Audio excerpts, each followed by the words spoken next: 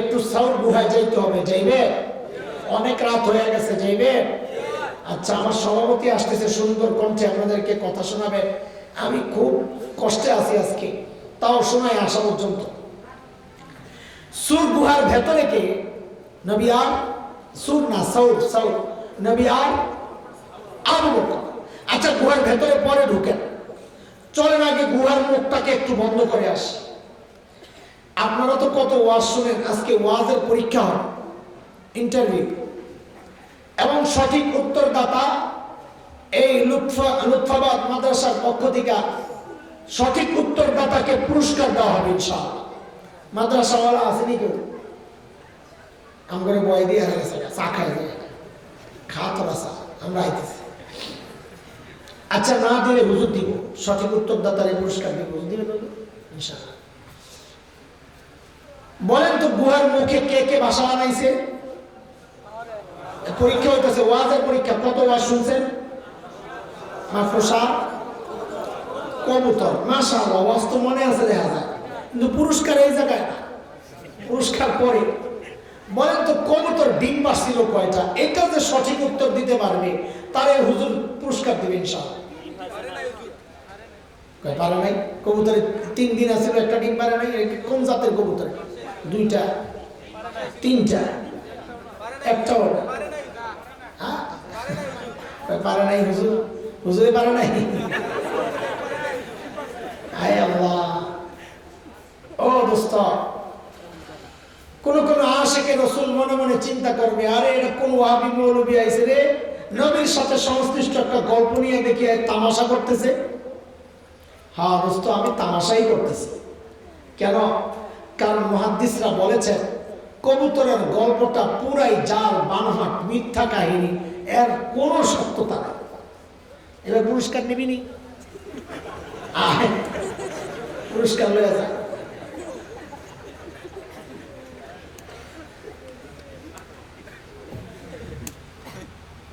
আপনাদের দোষ না, দোষ আমাদের। এগুলো আমরাই তো শুনাইছি আপনাকে, গাল গল্প, মিথ্যা, বানোয়াট, কিচ্ছা বলে বলে মজা দিছি আপনাকে। খবরদার, খবরদার, মিথ্যা গল্প বলবো না, শুনবো না।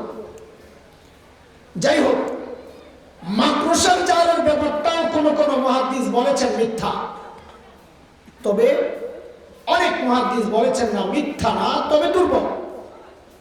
দুর্বলের ব্যাপারে কারো কোনো দ্বিমত নাই। যেহেতু কারো মর্যাদা, ফজিলত বর্ণনার ক্ষেত্রে দুর্বল বর্ণনা ব্যবহার করা যায়, এই জন্য আমি মাকড়সার জালের প্রসঙ্গটা একটু আনতেছি। এইবার আসে, আল্লাহ তাআলা যদি চাইতেন গুহার মুখটাকে পাথর দিয়া সুন্দর করে প্যাকেট করে গুহার ভেতরটাকে জান্নাতের টুকরা বানিয়ে দিতে পারতেন কি পারতেন না? বলেন, পারতেন?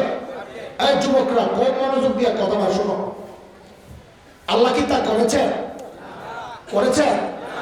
আল্লাহ কি করলেন? গুহার মুখটাকে মাকড়সার জাল দিয়ে নিরাপত্তা দিলেন। কেন?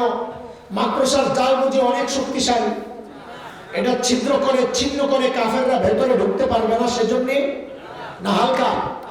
কত হালকা? কোরআন আল কারীমের সূরা আনকাবুত, মাকড়সার নামের যে সূরা, ওই সূরায় আল্লাহ মাকড়সার জাল সম্পর্কে কি বলছেন? ওয়া ইন্না আওহানাল বুয়ুতি লাবাইতুল আনকাবুত।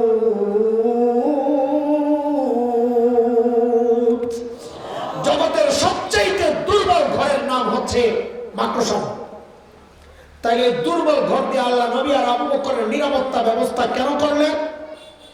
আল্লাহ আমাকে আপনাকে দেখায়া দিচ্ছেন, এই জগতের মানুষ, আমার বান্দারা, দেখো, আমি যদি আমার দ্বীনকে বাঁচাতে চাই, তা আমার ট্যাঙ্ক কামান, সাবমেরিন লাগে না, আমার পারমাণবিক অস্ত্র লাগে না, যুদ্ধ বিমান লাগে না, লাখো সৈন্যের দরকার হয় না। আমি যদি আমার দ্বীনকে বাঁচাতে চাই, তা আমি মাকড়সার জাল দিয়েই বাঁচিয়ে দিতে পারি। দরকার শুধু আবু বকরের ঈমান। কি দরকার? কি দরকার? ঈমান যদি ঠিক হয়, মুসলমানদেরকে পরাজিত করে এমন কোন শক্তি দুনিয়ায় জন্ম নেয় নাই, জন্ম কোনোদিন নিবেও না ইনশাআল্লাহ। ছোট্ট একটা কথা শোনাই, খেয়াল করো। এই যুবক, তুমি ভালো করে খেয়াল করো। লিবিয়ার বিখ্যাত বিপ্লবী, শতাব্দীর শ্রেষ্ঠ বিপ্লবী শেখ ওমর মুখতার রহমতুল্লাহি আলাইহি দখলদাররা সিদ্ধান্ত নিল তিনি যে এলাকা থেকে সশস্ত্র লড়াই চালিয়ে যাচ্ছেন ওই এলাকায় বম্বিং করে গোটা এলাকা তামা করে দিল। হিতাকাঙ্ক্ষী একজন এসে বলল, হযরত, এলাকাটা ছাড়েন, আমাদের কাছে তো বিমান বিধ্বংসী অস্ত্র নাই, আমরা তাদেরকে কিভাবে মোকাবেলা করব? শেখ ওমর মুখতার এক ঈমানদীপ্ত আজীব জবাব দিয়েছে, পাল্টা প্রশ্ন করে। তিনি জানতে চাইলেন, আচ্ছা বলো তো, তাদের বোমারু বিমানগুলা কি অনেক শক্তিশালী? তো বলে, হ্যাঁ অনেক শক্তিশালী হুজুর। বলে, কত শক্তিশালী? ওই বিমানগুলা আরশের উপরে দিয়া যায় না আরশের নিচে দিয়া যায়? আচ্ছা কত দিয়ে, এটা কেমন কথা? বলে, হুজুর এটা কেমন কথা? কোথায় আরশ, কোথায় সাত আসমান, কোথায় মহাশূন্য? বিমানগুলা কত নিচে দিয়া যায়? তো শেখ ওমর মুখতার বলেন, তাইলে বোকা এত ভয় পাই লাভ কি? যদি আরশের উপর দিয়ে যেত তাইলে আমি ভয় পেতাম। কেন? আমাকে রক্ষা করবেন যে আরশের মালিক। যদি বিমানগুলো আরশের উপর দিয়ে যায় তো আমার মালিকের উপর যদি বম পড়ে তো আমাকে রক্ষা করবেন কে? কিন্তু যেহেতু আমার মালিক ঠিক আছে, আমার কোনো টেনশন নাই, আমাকে একমাত্র রক্ষা করবেন কে? আরে বন্ধুরা, তিনি মূলত সূরা তাওবার শেষ আয়াতের তরজমা শোনাইছেন, যে আয়াতের মাধ্যমে আল্লাহ সুবহানাহু ওয়া তাআলা প্রিয় হাবিব সাল্লাল্লাহু আলাইহি ওয়াসাল্লামকে সান্ত্বনা দিয়েছেন এই বলে, ফাইন তাওয়াল্লাউ ফাকুল হাসবিয়াল্লাহ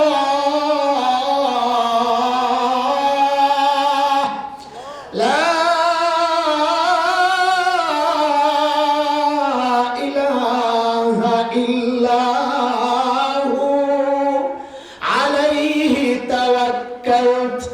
وهو رب العرش العظيم। নবী আপনি জানিয়ে দেন, জগতের মানুষকে জানিয়ে দেন, সবাই যদি আপনাকে অসহযোগিতা করে তা আপনি বলে দেন, লাগবে না তোদের সহযোগিতা, হাসবি আল্লাহ, আমার জন্য আমার আল্লাহ যথেষ্ট, তিনি ছাড়া কোনো মাবুদ নেই, তার ক্ষমতা জানো, তার শক্তি জানো, ওহুয়া রব্বুল আরশিল আযীম, তিনি আরশে আযীমের মালিক, আরশে আযীমের রব। এর বন্ধুরা, এজন্যই বলি, যার মালিক আরশে আযীমের রব তার কোনো ভয় নাই। কেন? এটার ইতিহাস। যার মালিক ছিল তার পরাজয় ছিল না, যার মালিক ছিল না সে হেরেছে। নমরুদের মালিক ছিল না, নমরুদ পরাজিত হয়েছে। ফিরআউনের মালিক ছিল না, ফিরআউন পরাজিত হয়েছে। ইব্রাহিম আলাইহিস সালামের মালিক ছিল, ইব্রাহিম আলাইহিস সালাম জিতে গেছেন। মুসা আলাইহিস সালামের মালিক ছিল, মুসা আলাইহিস সালাম জিতে গেছেন। বিলাল হাবশীদের মালিক ছিল, বিলাল হাবশীরাও জিতে গেছেন। আয় কুলাঙ্গার, আজকে যারা আমাদেরকে রক্তচক্ষু দেখাও, ভেবেছ আমাদের কোনো শক্তি নাই, আমাদের অস্ত্র নাই, আমাদের সৈন্য নাই, আমাদের বাহিনী নাই। কুলাঙ্গাররা শুনে রাখ, আমাদের কিচ্ছু না থাকলেও আমাদের একটা বড় সম্পদ ঈমান আছে, ঈমান আছে। কথা বলেন ঠিক কিনা? শক্তিতে বলিয়ান হয়, ওই ইমানি শক্তিতে বলিয়ান হয়ে আওয়াজ উঠাইতে হবে। আল্লাহর সিস্টেমের কোনো হেরফের নেই। সূরা আহজাব আয়াত 62 মালিক বলেছেন, সুন্নাতুল্লাহিল্লাতী ক্বাদ খালাত মিন ক্বাবলু ওয়া লান তাজিদ লিসুন্নাতিল্লাহি তাবদীলা। সিস্টেম আগে যা ছিল এখনো তাই। আগে আল্লাহ যাদের মালিক ছিল না, আল্লাহ তাদেরকে পরাজিত করেছেন, ধ্বংস করেছেন। এখনো আমরা বলতে চাই, আমাদেরকে হুমকি ধমকি দিয়ে লাভ নাই। খোদার কসম, যাদের ইশারায় তোমরা লাফালাফি করো, ওই ভারতের কথাই বলি, তারা আমাদের দেশ দখলের হুমকি দেয়। কুলাঙ্গার শুনে রাখ, ইমানি বলে, ইমানি চেতনায় উজ্জীবিত হয়ে আওয়াজ উঠাচ্ছি, আখির পয়গাম শোনাচ্ছি। আমার দেশ দখল কর্মী থাক দূরের কথা, আমরা ইমানদাররা তো স্বপ্ন দেখি দিল্লির লাল কেল্লায় আবারও কালিমার পতাকা পাত পাত করে উঠবে, পাত পাত করে উঠবে, পাত পাত করে উঠবে।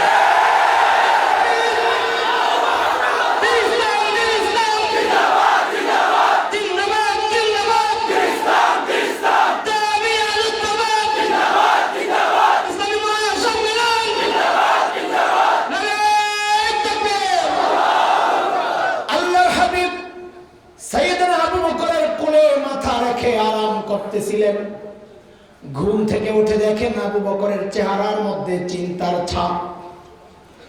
নবী জিজ্ঞেস করলেন, আবু বকর আপনি এত চিন্তিত কেন? সাইয়েদনা আবু বকর বলেন, ইয়া রাসূলুল্লাহ, ওই যে গুহার মুখের দিকে একটু তাকায়া দেখেন, কাফেররা ঘুরতেছে। লাউ আন্না আহাদাহুম ইয়ানজুরু ইলা কদামাই, তাদের যে কেউ একজন গুহার মুখের দিকে তাকানোর দরকার নাই, যদি নিজেদের পায়ের দিকেও তাকায় তাইলেও আমাদেরকে দেখে ফেলবে। নবী সান্ত্বনা দিচ্ছেন, হায় আবু বকর, হায় আবু বকর, আপনি ভেবেছেন কি এই গুহার ভেতরে খালি আমি আর আপনি, আমাদের সাথে বুঝি আর কেউ নাই? আরে না আবু বকর না, আপনি পেরেশান হবেন না, এই গুহার ভেতরে খালি আমি আর আপনি না, আমাদের সাথে আল্লাহ আছে। আল্লাহ সুবহানাহু ওয়া তাআলা নবীর এই সান্ত্বনার কথাটা এতটা পছন্দ হয়েছে, এতটা পছন্দ হয়েছে, আল্লাহ তাআলা কুরআন আল কারীমের সূরা তাওবার একটা আয়াতের টুকরা বানায় নাযিল করে দিয়েছেন। মালিক বলেন, ইযহুমা ফিল গার ইয ইয়াকুলু লিসাহিবিহি লা তাহজান ইন্নাল্লাহা মা'ানা। ইযহুমা ফিল গার, দুইজন যখন গুহায়, ইয ইয়াকুলু লিসাহিবিহি, একজন যখন তার সাহাবীকে বললেন, নবী যখন আবু বকরকে বললেন, এই খেয়াল করেন আবু বকরের মর্যাদা শুনাইতেছি। ইয ইয়াকুলু লিসাহিবিহি, নবী যখন তার সাহাবীকে বললেন, সাহাবী মানে কে? কে? তার মানিটা কি? আল্লাহ তাআলা আবু বকর যে নবীর সাহাবী, এটা আল্লাহ কোরআনে স্বীকৃতি দিয়ে দিয়েছে। আবু বকরের মর্যাদার একটা দিক, কিন্তু ওমরের গোমর এই জায়গায় না, ওমরের গোমর হলো পরে। নবী বলেন, আবু বকর লা তাহজান ইন্নাল্লাহা মা'ানা, আবু বকর আপনি ঘাবড়ায়েন না, আল্লাহ আমাদের সাথে আছেন, আমিও আপনার সাথে, আল্লাহ আমাদের সাথে। সুবহানাল্লাহ। হযরত ওমর বুঝে গেছেন, আরে বহুত গোমর তো হ্যাঁ, সারা জিন্দেগি আমল করে নবীর কাছ থেকে কি স্বীকৃতি পেয়েছি, নবী আমার মূল্যায়ন কি করেছেন, নবীর সাথে আমার সম্পর্কের লেভেলটা কি লেভেল।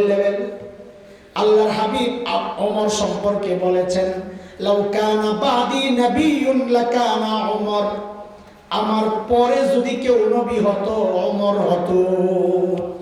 কে হতো? কে হতো? কখন? কখন? কখন? কখন? ওমর বুঝে গেছেন নবীর সাথে আমার সম্পর্কের লেভেলটা বাদিয়তের আগে। আর নবী বলেন, আমি আগে, ওমর আপনি। বলে না কথা? আরে মজার কথা বলা তো লাগবে। সম্পর্কের লেভেলটা কি? বাদিয়তের, মানে নবী বলেন, ওমর আমি আগে, আপনি।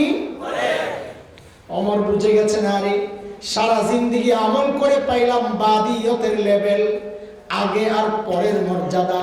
আবু বকর 3 দিন থেকে কি মর্যাদা পাওয়া গেছে। নবী বলেন, আবু বকর লা তাহজান, আপনি ঘাবড়ায়েন না, আল্লাহ আপনার সাথে আমার সম্পর্কের লেভেলটা কিন্তু এমন না আমি আগে আপনি পিছনে, না না না, মা'না মা'না মাইয়াতের পাশাপাশি সম্পর্ক, সাথে সাথে সম্পর্ক, মাইয়াতের সম্পর্ক। ওমর চিন্তা করলেন, সারা জিন্দেগি আমল করে পেয়েছি বাদিয়তের মুকুট, আবু বকর 3 দিন থেকে পাইছে মাইয়াতের মুকুট, সাথে সাথে মুকুট। আবু বকর লাগবে না বাদিয়তের মুকুট, সারা জীবনের আমল লয়ে যান, আমারে 3 দিন দিয়ে দেন। এত গোমর আবু বকর। ওমর বুঝছেন, আবু বকর বুঝেন নাই। আবু বকর তো কি ছিলেন না? ব্যাকল ছিলেন না। কি ছিলেন না? ব্যাকল ছিলেন, সরল সোজা ছিলেন, কিন্তু কি ছিলেন না?